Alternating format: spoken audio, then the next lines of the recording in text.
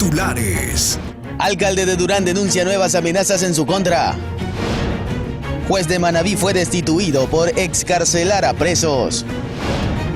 República Dominicana emitió boleta de captura contra acusados de abuso sexual. Aeronave del ejército atacada en la frontera norte. Nuevos crímenes en los cantones de Portoviejo y Sucre. Donald Trump se presentó ante un juzgado federal en Florida. ¿Por qué? Y en los deportes, Félix Sánchez Vaz hizo pública la lista de 28 convocados para la doble fecha FIFA de marzo.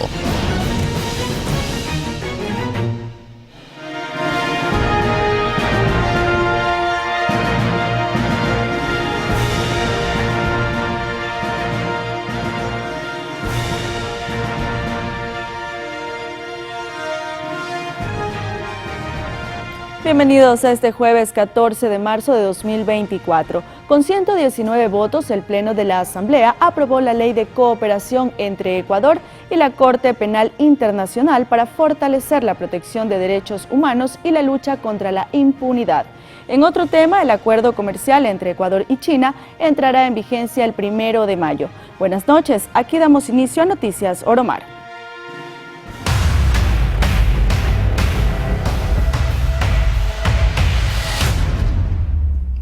Eduardo Franco Loor no asistió al Pleno de la Asamblea Nacional para ser posesionado como vocal suplente del Consejo de Participación Ciudadana y Control Social. Que no se encuentra presente en el salón plenario de esta Asamblea Nacional, el abogado Eduardo Julián Franco Loor. Revisado una vez el sistema de gestión documental y el correo electrónico institucional Simbra, el abogado Eduardo Julián Franco Loor remite una carta de excusa, la misma que con su autorización procedo a dar lectura. Proceda, señor secretario. Con su autorización, señorita presidenta. Guayaquil, 13 de marzo de 2024, señorita abogada María Soledad Rocha Díaz, prosecretaria general de la Asamblea Nacional, Quito, de mis consideraciones. Tengo a bien dar contestación al oficio número AN-SG-2024-0170-O de fecha 12 de marzo de 2024, mediante la cual se me convoca a la posesión como vocal suplente del Consejo de Participación Ciudadana y Control Social para el día jueves 14 de marzo de 2024 a las 12 horas en Quito, en la sede de la función legislativa, y al respecto me permito comunicar lo siguiente. En mi condición de abogado de los tribunales y juzgados de la República del Ecuador he adquirido compromisos ineludibles que no pueden posponerse, razón por la cual me resulta físicamente imposible acudir al acto de posesión convocado, por lo que de la manera más comedida y respetuosa solicito se sirva comunicar a la Honorable Asamblea Nacional este particular y se sirvan fijar nueva fecha y hora para la realización del acto mencionado. En virtud de mi agenda, pido encarecidamente se realice este evento después del 10 de abril del presente año, cuanto más que en la actualidad el Consejo de Participación Ciudadana y Control Social se encuentra integrado normalmente por las 7 consejeras y consejeros principales. Y el Consejo de la Judicatura destituyó a Byron Orejuela Giler, juez del Cantón Flavio Alfaro, en la provincia de Manabí. Según explicó la institución, Orejuela incurrió en error inexcusable al ordenar la libertad de condenados que cumplían su sentencia en la cárcel de La Tacunga. La sanción llega 10 meses después que los jueces de la Sala Especializada de lo Penal, Penal Militar, Penal Policial y Tránsito de la Corte Provincial de Manabí determinó que Orejuela incurrió en esta contravención, y fue a finales de marzo de 2023 que Byron Orejuela, por ejemplo, dispuso la liberación de Luis Arboleda, alias Gordolucho, quien es el segundo al mando de la banda Los Lobos.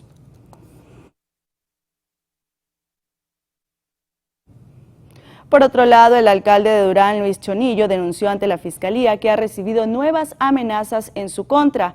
Chonillo alega que estas intimidaciones ocurren coincidencialmente cuando se encuentra revisando procesos contractuales que mantenía el municipio desde la administración pasada con algunas empresas. Las amenazas se dan 10 meses después de sufrir un atentado cuando se posesionó como burgomaestre. Chonillo también denunció el no poder terminar unilateralmente el contrato que mantiene el Cabildo con la empresa administradora de la terminal terrestre de Durán. Señaló que significaría desembolsar más de 29 millones de dólares a favor de esa compañía y sería un perjuicio para el cantón.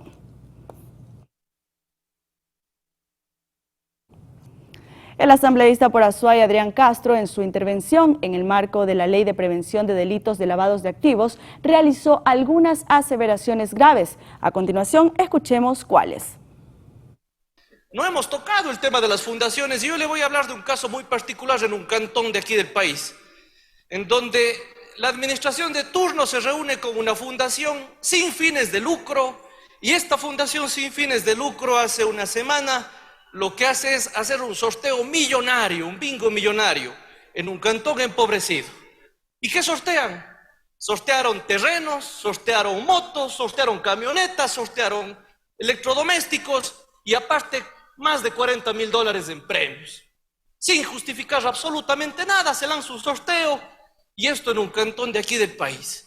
¿Quién dona todo esto? Una fundación sin fines de lucro. Por lo tanto, creo que es urgente que dentro de esta ley se incorpore como sujetos obligados no financieros a las fundaciones que le deben una respuesta urgente al país.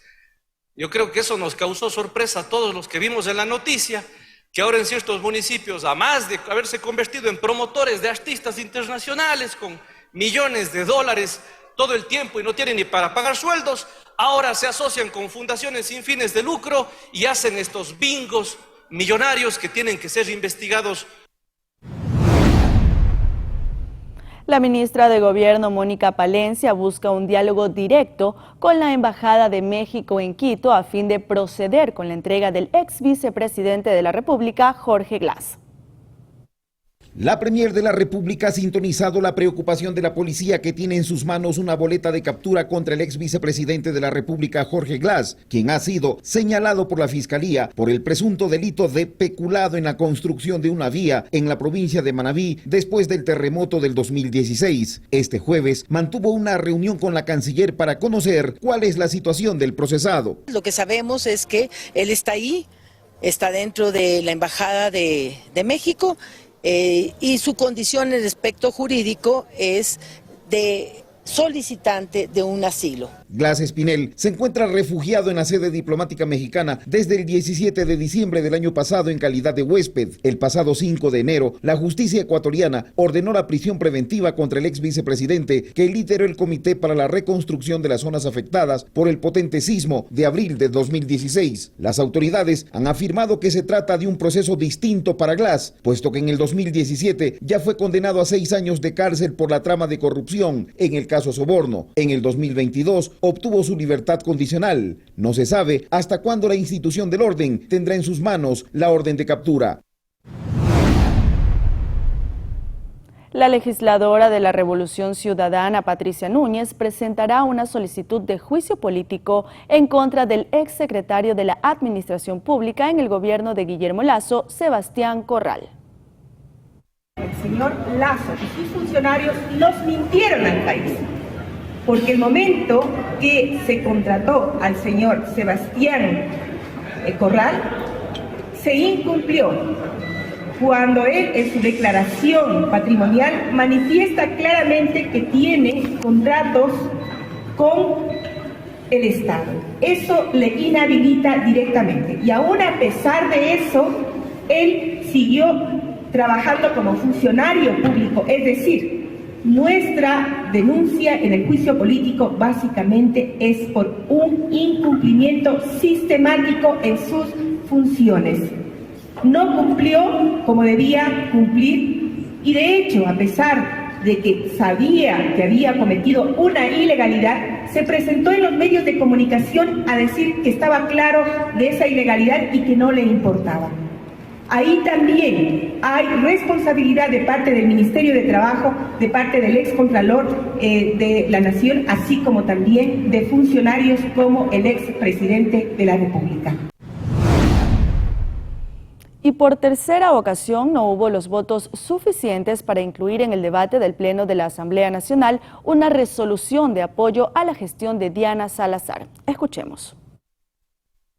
Los cálculos políticos han sido cada vez más evidentes, así como cuando tenían que votar para el archivo de las reformas del COIP y salieron para no dar quórum, hoy hemos visto algo parecido. No llegan a trabajar para no dar quórum y no respaldar lo que dicen en palabras, pero no existe coherencia al momento de la votación. Y preste atención porque la ministra de Trabajo, Ivonne Núñez, afirmó que los nuevos empleos generados en los 2 últimos meses se encuentran en el sector agrícola. La semana pasada el jefe de Estado daba una nueva cifra de los empleos que había logrado el gobierno 2 meses después de haber sido aprobada la Ley de Eficiencia Económica y de Generación de Empleo. La cifra, según Daniel Noboa, era de 63.890 nuevos empleos.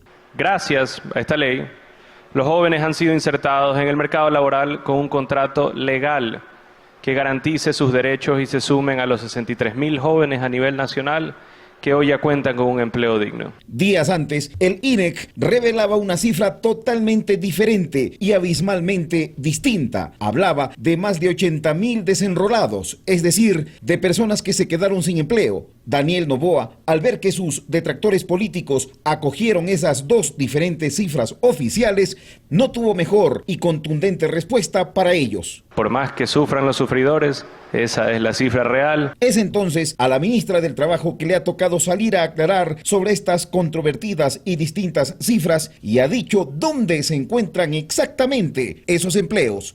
En el sector agrícola es muy amplio, ahí viene un tema que es sector administrativo en las empresas privadas, pero lo importante es identificar qué es en el sector privado. Las plazas aperturadas en menos de 60 días están en el agro y no en otra parte. Incluso Daniel Noboa reveló que las ciudades donde más empleo se ha generado era en Quito y Guayaquil, y para más señas era precisamente en el sector juvenil. Para el régimen, el tema de las nuevas plazas de empleo ha sido ya zanjado. Hay empleo y punto.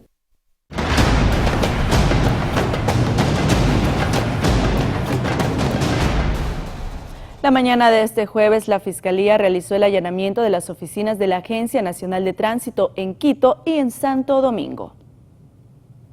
La lucha contra la corrupción que lleva adelante la Fiscalía da otro golpe. Este jueves fueron allanadas en forma sorpresiva las instalaciones de la Agencia Nacional de Tránsito en Quito y en Santo Domingo. Esto en el marco de una investigación por presunta delincuencia organizada. El operativo es producto de una investigación de la Unidad de Transparencia y Lucha contra la Corrupción. Horas más tarde, la principal de esta entidad aseguraba que, de acuerdo con la política de cero tolerancia a la corrupción, brindarán todas las facilidades para que los organismos de control realicen cualquier tipo de investigación. Porque desde esta gestión tenemos cero tolerancia a la corrupción y queremos que estas cosas puedan ser transparentadas para el bien de todos los ecuatorianos. El 19 de enero, Vanessa Cueva presentó la campaña denominada Anticorrupción en la gestión de transporte terrestre, la cual tiene como objetivo combatir cualquier indicio o acto de corrupción tanto dentro como fuera de la agencia. Para que todos los involucrados, todos los ciudadanos y todos los actores del sector transporte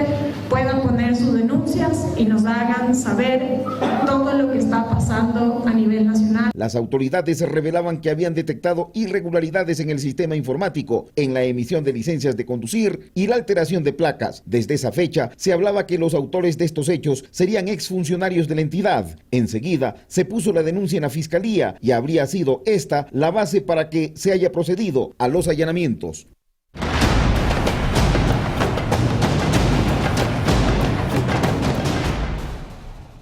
El expediente del caso Purga revela que alias Pipo, cabecilla de un grupo catalogado como terrorista, habría fingido su muerte.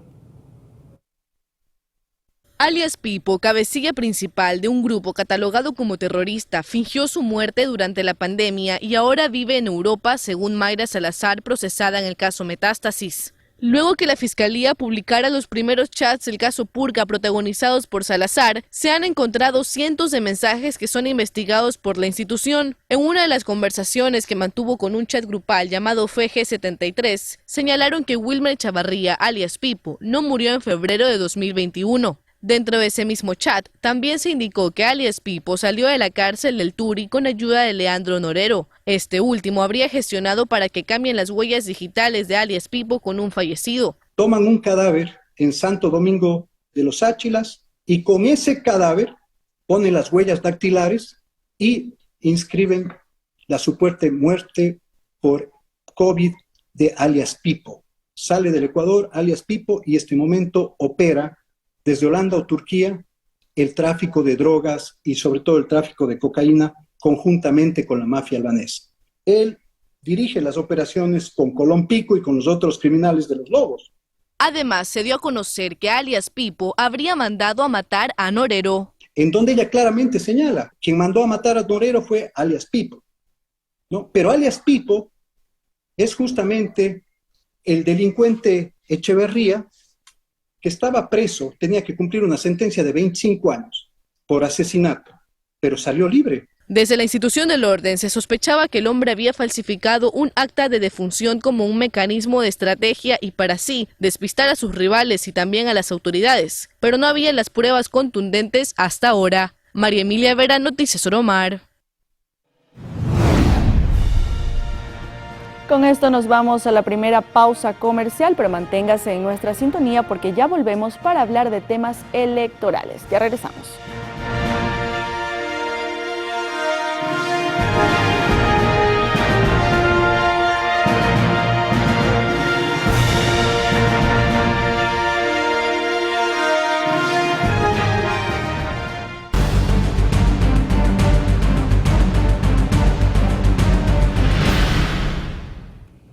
Regresamos para contarles que el Ministerio de Finanzas habría solicitado al CNE y al IGM que presten recursos para continuar con el proceso de la consulta popular y el referéndum.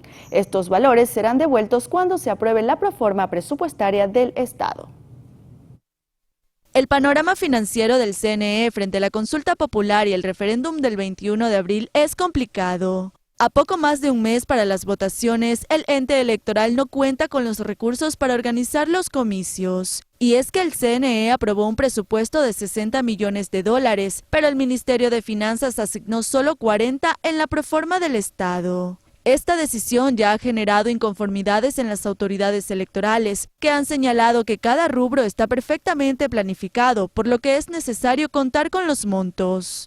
En palabras del consejero José Cabrera, la organización del proceso se está haciendo bajo la figura del FIO, pues desde Finanzas les habrían pedido tanto al CNE como al Instituto Geográfico Militar que dispongan de los recursos de sus planes anuales hasta que la Asamblea apruebe la proforma presupuestaria del Estado. En el caso del Instituto Geográfico Militar, el pedido de Finanzas fue que preste los $2.5 millones de adelanto para que se puedan imprimir las papeletas, proceso que ya se estaría ejecutando. Mientras tanto, el CNE ha prestado $10 millones, 2 para pagar a la Cancillería y 8 para el convenio con las Fuerzas Armadas. Por su parte, Finanzas ha entregado solo 29 de los $40 millones que designó para este proceso electoral y está a la espera de la aprobación de la proforma por parte de la Asamblea para entregar el resto de los valores y pagar lo prestado. Tania Loor, Noticias Oromar. Siguiendo con temas electorales, el gobernador de Manabí, Gustavo Aguilar, indicó que el apoyo a la consulta popular es fundamental porque se está jugando el presente y el futuro de la provincia y el país. Es la oportunidad que todos los manavitas tenemos para poder decir con nuestro afirmativo y con nuestro voto positivo, decirle sí, Manabí está cansado de tanta injusticia, de tanto desorden, de tanta amnistía y de un sinnúmero de factores que nos amarran para que podamos tener una paz y un desarrollo social. En esa consulta nos estamos jugando el presente y el futuro de Manabí y del país. Hemos visto que el señor presidente, luego de un diagnóstico muy correcto, ha puesto como eje fundamental de su gobierno es el combate al narcoterrorismo y a esa inseguridad que tanto daño nos está haciendo para el desarrollo del país. Y encima con la crisis económica, pues ese sí es un apoyo fundamental, como lo fue en su momento el apoyo a la ley para que se pueda incrementar el IVA. Que en estos tiempos de crisis es fundamental mantener y apoyar el accionar de las fuerzas de seguridad en desigualdad de condiciones a estos grupos transnacionales que tanto daño nos están haciendo al país.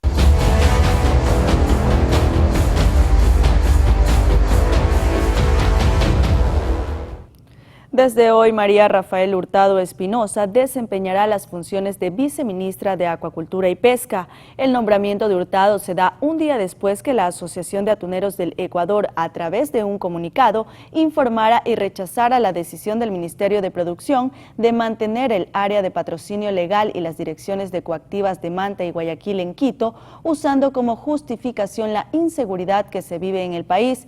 Sin embargo, el gobierno aclaró la tarde de este jueves que el viceministerio y sus dependencias con sede en Manta no se han trasladado y que solo los abogados del proceso coactivo y patrocinio legal para defensa institucional se han movilizado a Quito de forma temporal debido a la seguridad que implica la gestión legal y jurídica de sus procesos.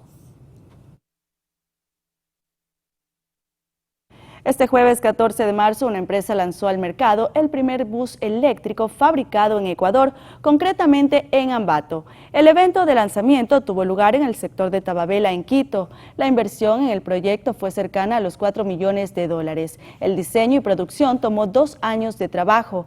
Este bus se encargará de movilizar a los turistas en las Islas Galápagos, desde el aeropuerto de Baltra hasta los puntos donde deben tomar las lanchas para ir a Santa Cruz o subir a cruceros. Se prevé que en 2 meses inicie la operación en el archipiélago. La meta es fabricar 20 buses eléctricos este año.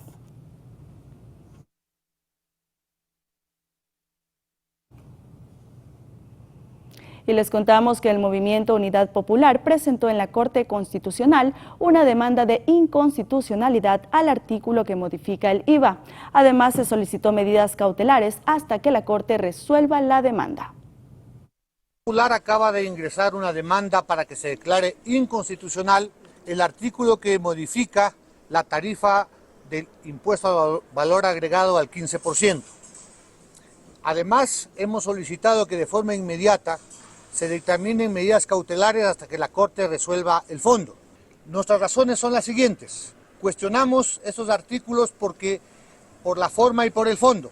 Primero, el presidente Noboa no podía incluir en su veto textos que no fueron parte del proyecto original ni se debatieron en la Asamblea. El IVA discrecional nunca se debatió en la Asamblea Nacional, por tanto no podía ser incluido en el veto. Eso es inconstitucional. Adicionalmente, el presidente Noboa se atribuye en el veto la capacidad de modificar el IVA cuando él quiera, cuando la Corte Constitucional ha establecido que hay reserva de ley.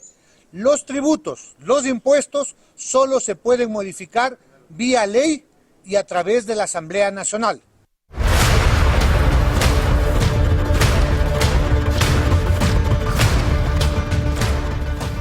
Representantes de trabajadores de la salud denunciaron la falta de medicinas en el dispensario de la cooperativa Pancho Jácome al norte de Guayaquil.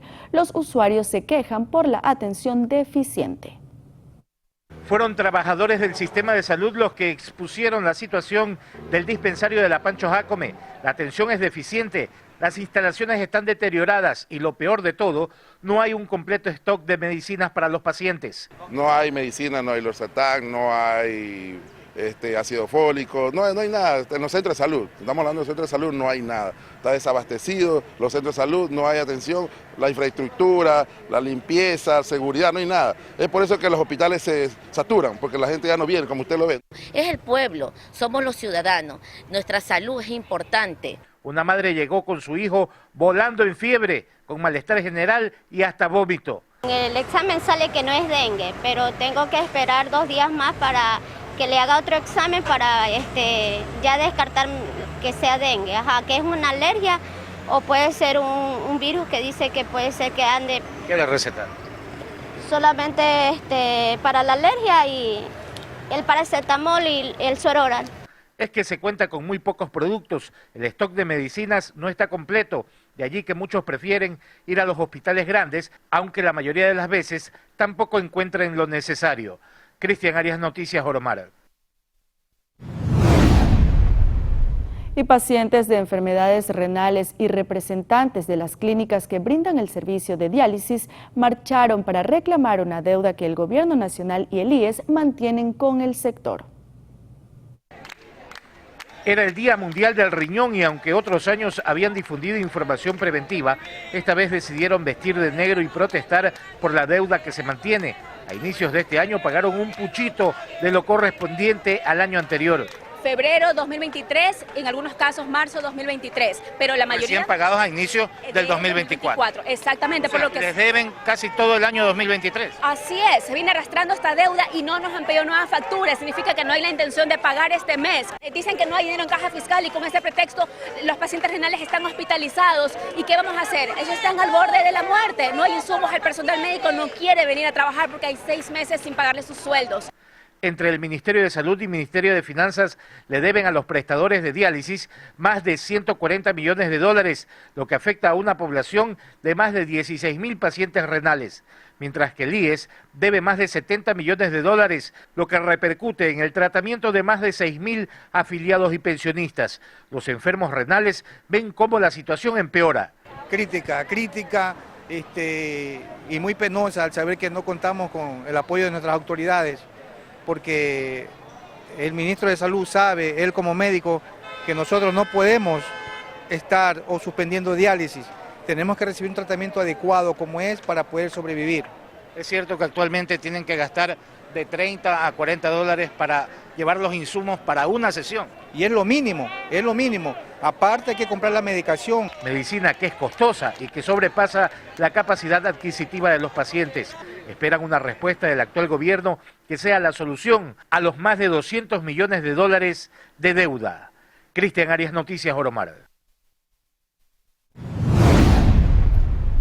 Mientras tanto, bajo la coordinación del municipio de San Borondón, la Fundación del Riñón de Ecuador cumplió con una jornada de salud en la que de manera gratuita se atendió a la comunidad del Buijo Histórico y se brindó charlas informativas respecto a las dietas y cuidados que deben tener los pacientes renales, quienes serán sometidos a las pruebas y se les llegase a detectar algún valor que indique el peligro de sufrir hipertensión o diabetes, ambas enfermedades que terminan afectando al riñón, son inmediatamente apadrinados por la Fundación para que sigan un tratamiento especializado.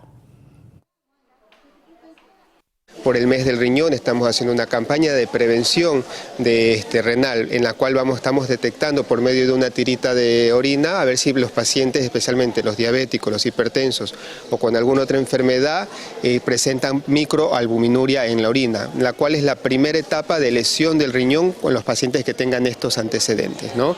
Con este objetivo vamos a detectar esta microalbuminuria y tratar de prevenir y dar tratamiento para que la enfermedad renal progrese y lleve a los pacientes a la diálisis. Esto se debe porque primero que la enfermedad renal no da síntomas, ¿sí? No da ningún solo síntoma, es silenciosa, los síntomas aparecen ya cuando la enfermedad es terminal, se presenta especialmente aquí en Ecuador. La primera causa de enfermedad renal es la hipertensión, seguida de la diabetes. Son dos patologías que llegan a la enfermedad renal crónica. Si patologías que si no se cuidan o no se controlan pueden producir daño en el riñón y sobre todo que por lo general que no se ven si hay proteínas en la orina, que en las cuales es la que produce más el daño todavía. Y el Ministerio de Salud continúa con las brigadas de control para prevenir las enfermedades vectoriales. La entidad recorrió las calles décima y oriente al suroeste de Guayaquil.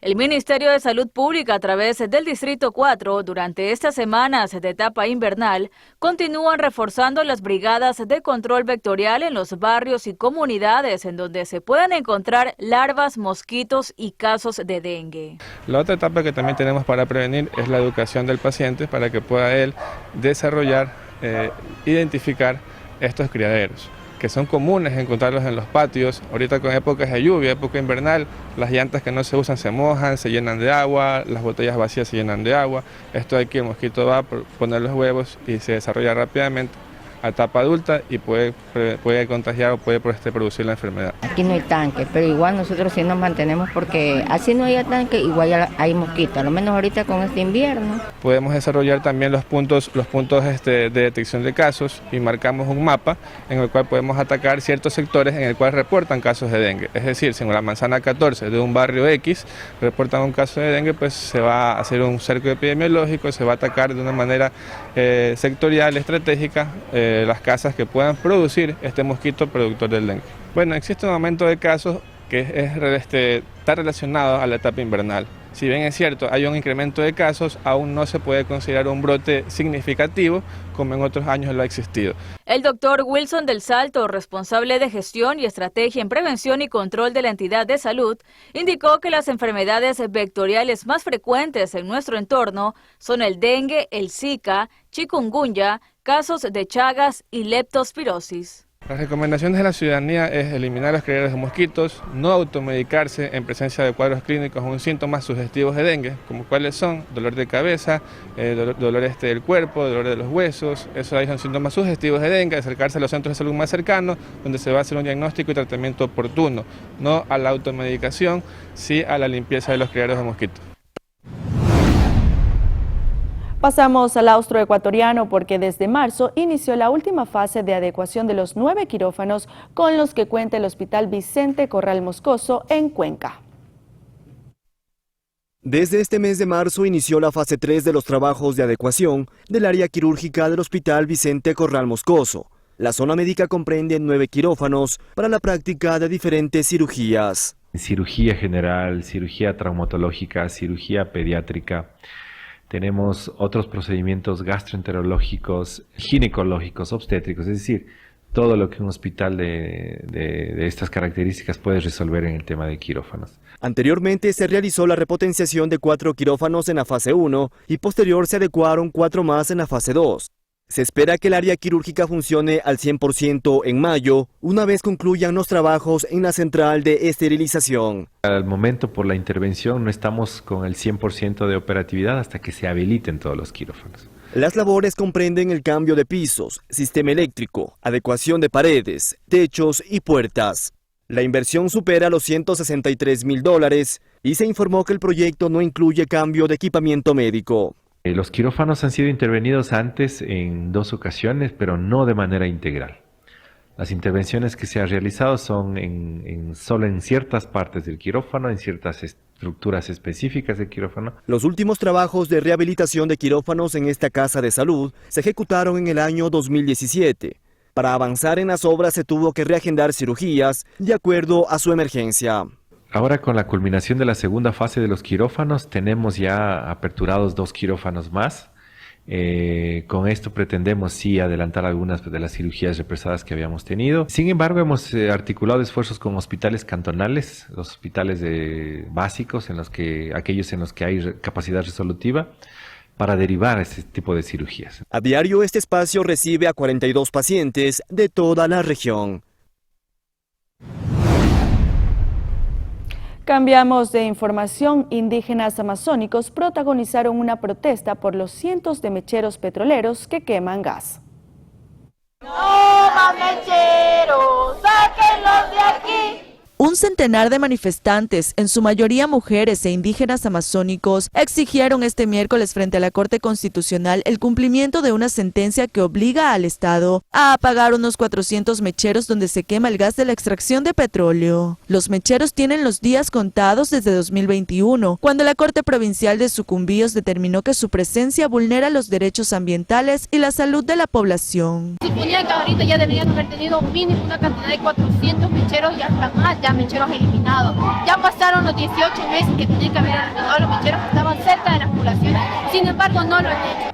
La demanda inicial fue presentada por 9 niñas de Sucumbíos y Orellana mediante sus abogados, quienes reclaman por su derecho a vivir en un ambiente sano. Y así como el señor presidente llegó a Orellana a pedir votos, nosotros también queremos que nos ayude a que cumplan la sentencia de eliminar los mecheros. De acuerdo con la petrolera estatal Petroecuador, entre enero de 2022 y marzo de 2023, la empresa apagó 112 mecheros que funcionan desde 1977.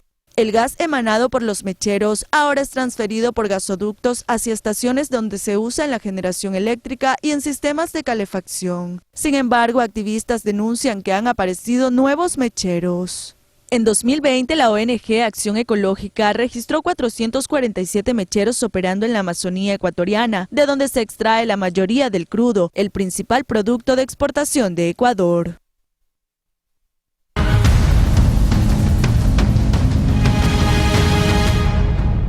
Mucha atención porque la Fiscalía de República Dominicana emitió una boleta de captura contra los 3 adolescentes implicados en un presunto caso de abuso sexual durante un viaje escolar. Que es la orden de arresto es emitida por una autoridad competente, el presidente del Tribunal de Niñas, Niños y Adolescentes del Distrito Judicial de Altagracia. Y esta orden para la prueba de ADN y tampoco se ha cumplido.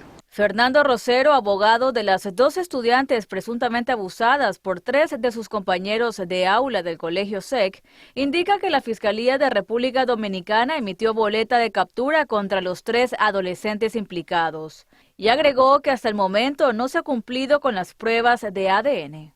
No, primero hagamos la prueba de ADN.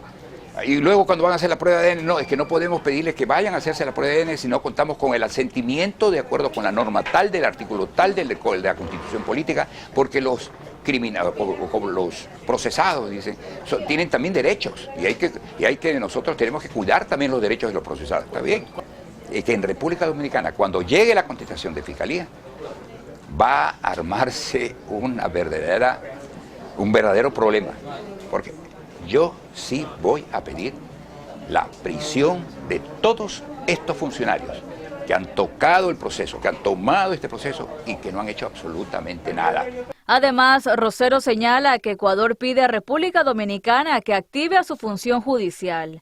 Como resultado de esto, ese país contesta que ya se activó y pide que se cumplan las órdenes de arresto y que una vez capturados los infractores, sean llevados al tribunal para resolver su situación jurídica. Nos vamos a una nueva pausa comercial, amigos, pero enseguida volvemos para revisar más información, así que no cambie de canal. Acompáñenos.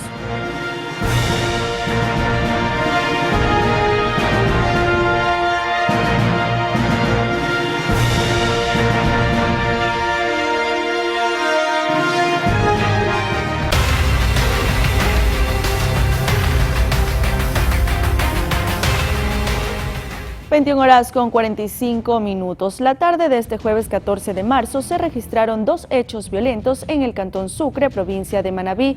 El primer caso ocurrió en la avenida César Ruperti y calle Esmeraldas, donde un hombre que se encontraba en una parada de buses fue asesinado a disparos. La víctima fue identificada como Daniel Chanchingre, mientras que el otro suceso se registró en la misma avenida a la altura de una mecánica de la localidad. En este sitio, 2 personas fueron acribilladas.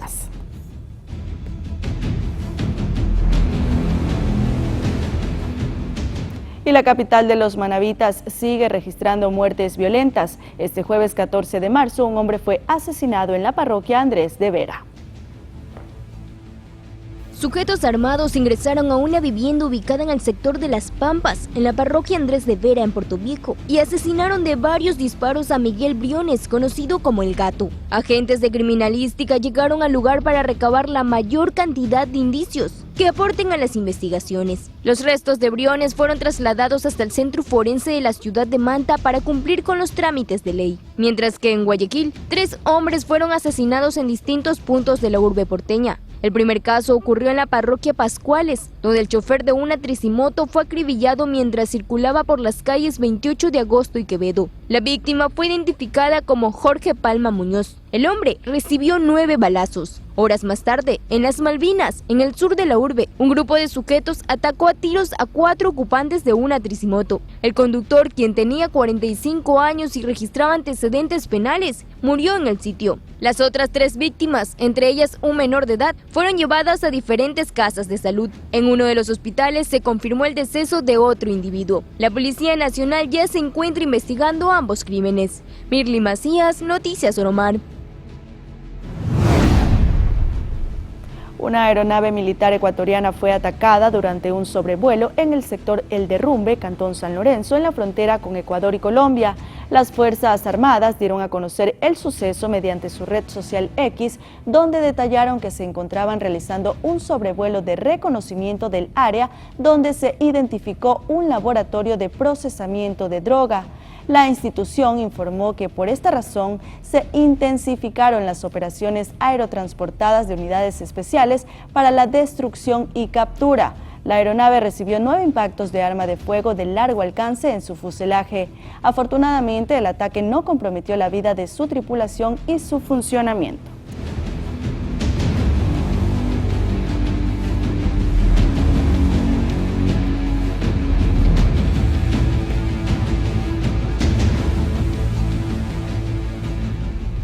Expertos analizan la ejecución del Plan Fénix en Ecuador, en donde más de 11.000 personas han sido detenidas a nivel nacional.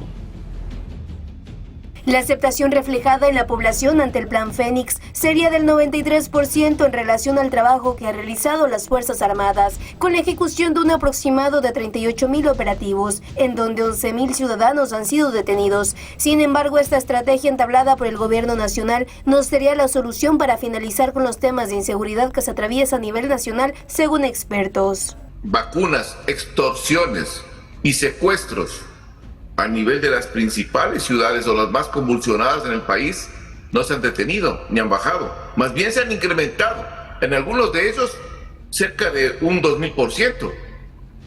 Por ejemplo, Guayaquil, por ejemplo, Pichincha, por ejemplo, Esmeraldas. Previo a vivir un estado de excepción y el uso de las Fuerzas Armadas, culminando el 2023, se registraron 132 asesinatos, 16 homicidios, 2 femicidios y un sicariato. Para este 2024, extorsiones, vacunas y robos no han sido un tema que ha terminado para los santodomingueños, pese a los operativos y el Plan Fénix que se ejecuta. ¿Cuál es la eficacia de este Plan Fénix? ¿O únicamente estamos alejando a los infractores o estamos verdaderamente neutralizando a los infractores? Yo creo que lo que se está haciendo es alejando, porque una neutralización para que no vuelvan y no vuelvan con más fuerza, tal cual está sucediendo en provincias como el Guayas. Carrión además indicó que las cifras no han sido manejadas con transparencia, esto debido a ser un año político para los ecuatorianos. Como estamos en un año político, nadie quiere transparentar verdaderamente las cifras, y eso sí es un problema, porque en base a las cifras se hacen las directrices y las políticas. Si hay un maquillaje de las cifras, la política no va a ser adecuada. Y en el objetivo de ¿qué? De alcanzar nuevamente la administración del Estado. ¿Creen que eso es adecuado? Y estamos nosotros en medio, los ciudadanos, suplicando un poco de seguridad. Más de 11.000 ciudadanos han sido detenidos a nivel nacional. De estos 300 estarían siendo procesados, dejando así un declive en el sistema judicial, el cual aún, según expertos, necesitaría una reforma que garantice justicia en Ecuador.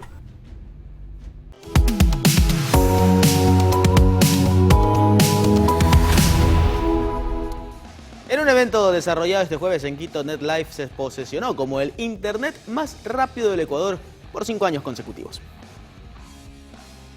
Una vez más, NetLife es reconocida con los Speed Test Awards de Ookla, un galardón que destaca a los proveedores de servicios internet que sobresalen en cuanto a velocidad y rendimiento en sus respectivas regiones. Es un reconocimiento que compromete el desarrollo dentro de esta sociedad a proveer una de las herramientas básicas como es la conectividad.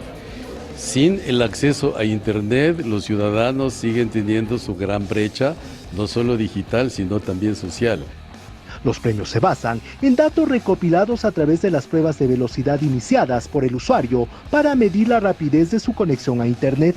O sea, recopilamos todas las pruebas ejecutadas no solo por ecuatorianos, pero de todas las personas en todo el mundo, y cada 6 meses comparamos los resultados. Entonces generamos un promedio por ciudad, por ISP, comparando todos, y vemos después un ranking después de 6 meses. Vemos que ha mantenido o logrado obtener el liderazgo. Este reconocimiento marca un hito en las telecomunicaciones del Ecuador. Es que con esto NetLife se convierte en el primer proveedor de Latinoamérica en obtener el reconocimiento de red fija más rápida por 5 años consecutivos. Los Speed Test Awards establecen un estándar de excelencia que reflejan el compromiso de NetLife para transformar las telecomunicaciones en el país. No únicamente somos el proveedor más rápido, no únicamente se trata de velocidad, se tratan de diversos parámetros que se miden en torno a la calidad del servicio, en torno a la satisfacción con la que el cliente recibe y puede utilizar nuestro servicio, incluso llegando a medir temas de experiencia y de preferencia del servicio, ¿no? El importante galardón posiciona al Ecuador como un referente de la región en la industria. Las principales autoridades de esta prestigiosa empresa dijeron sentirse más comprometidos a trabajar para seguir conectando a todos los rincones del país con un internet inteligente y de ultra velocidad. El compromiso está dado, asumimos permanentemente el resultado, es una consecución, es una consecuencia de la innovación tecnológica permanente que realizamos, buscando precisamente que nuestros clientes tengan una tecnología que satisfaga sus necesidades al usar los servicios que proporcionamos. En Quito, Juan Correa Rodríguez, Noticias Oromar. Y en una noticia positiva les contamos que Fundación Favorita, a través de sus aliados ejecutores, llegó a las 24 provincias del país con proyectos de desarrollo sostenible.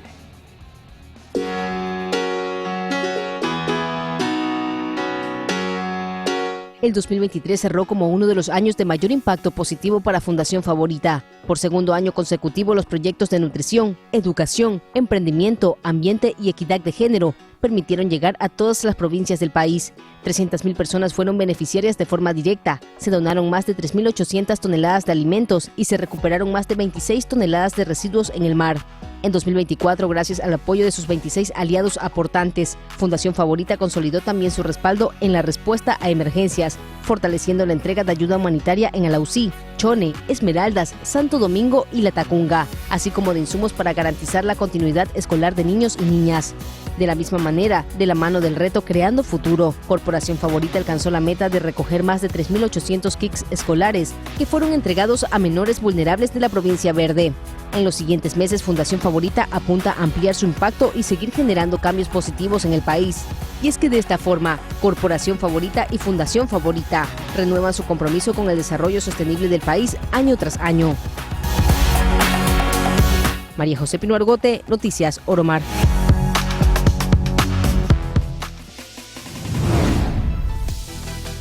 Y así cerramos este jueves antesala de fin de semana, Tania. Así es, gracias por acompañarnos. Los esperamos mañana con más información. Buenas noches.